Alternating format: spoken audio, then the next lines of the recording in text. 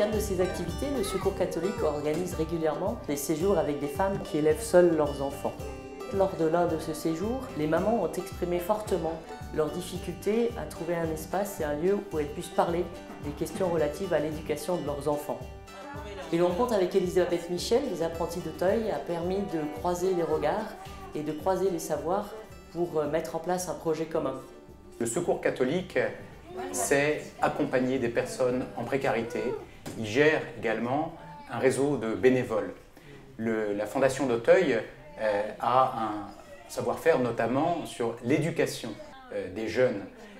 Ensemble, nous sommes convaincus que les parents sont les premiers éducateurs de leurs enfants, mais que nous pouvons, s'ils le souhaitent, accompagner ces parents dans leur parentalité, pour les soutenir, bien sûr dans le respect de leurs croyances et puis de ce qu'ils sont, de ce qu'ils souhaitent pour leurs enfants.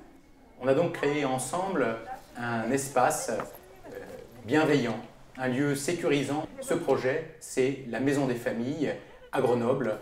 Nous y accueillons avec 12 bénévoles et salariés des familles de l'ensemble de l'agglomération grenobloise. Les familles connues et accompagnées par la Maison des Familles sont soit des familles en situation d'extrême précarité sans aucun revenu monétaire, soit des familles qui vivent uniquement avec des prestations sociales, soit des familles dont l'un des membres du foyer travaille mais dont le revenu du travail ne suffit pas.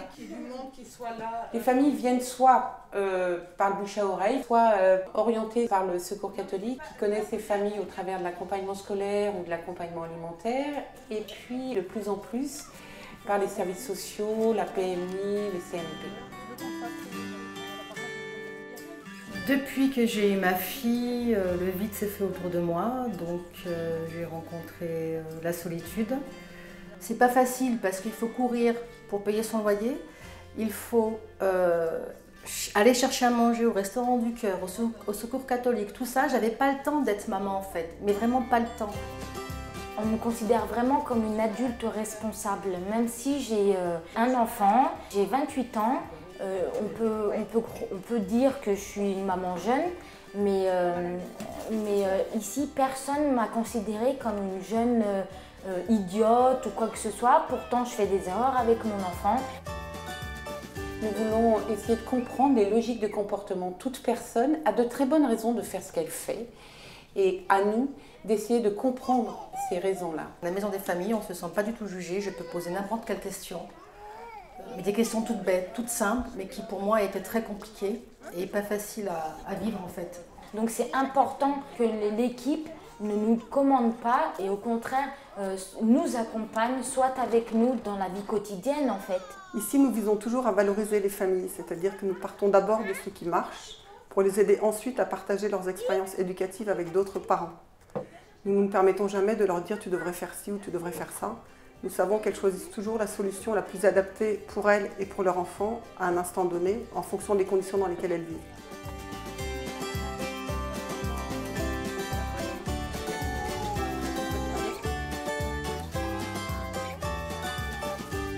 La moindre petite chose du quotidien a une valeur éducative.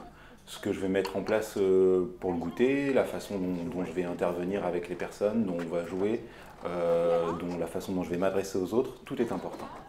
La présence d'un moniteur éducateur a permis au papa de venir spontanément, régulièrement à la Maison des Familles. Dès le début de l'aventure, nous avions envie de les associer. Évidemment, le problème de l'éducation des enfants les concerne aussi et nous leur avons proposé un temps spécifique qui s'appelle le temps des papas. Ici, nous sommes dans le registre de la prévention.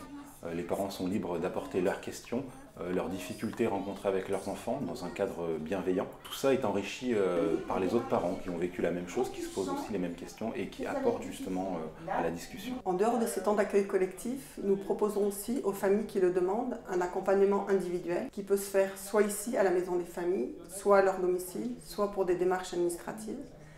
Et à travers cette action, nous visons à établir ou à rétablir des liens avec les services sociaux, avec les associations caritatives, mais aussi avec la crèche, l'école et tout bonnement tout leur environnement personnel. Nous visons un autre objectif qui est la prévention de l'échec scolaire. Nous proposons donc aux parents de les accompagner aux réunions parents-profs et de servir aussi des fois de médiateur entre l'école et les parents. Pendant les vacances scolaires, nous allons au musée, aux expos, ce qui permet à toutes les familles et aux enfants et à nous-mêmes de réaliser que la culture, finalement, c'est pour tout le monde.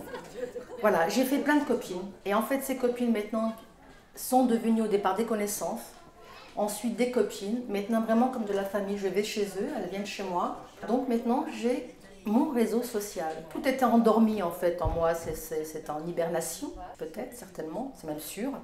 Et ben voilà, il a juste fallu réveiller tout ça. Même si financièrement ça va pas bien, et du coup j'ai trouvé vraiment ici le cœur de plusieurs autres personnes qui m'ont vraiment ouvert la porte à moi, à mon fils et à mon mari.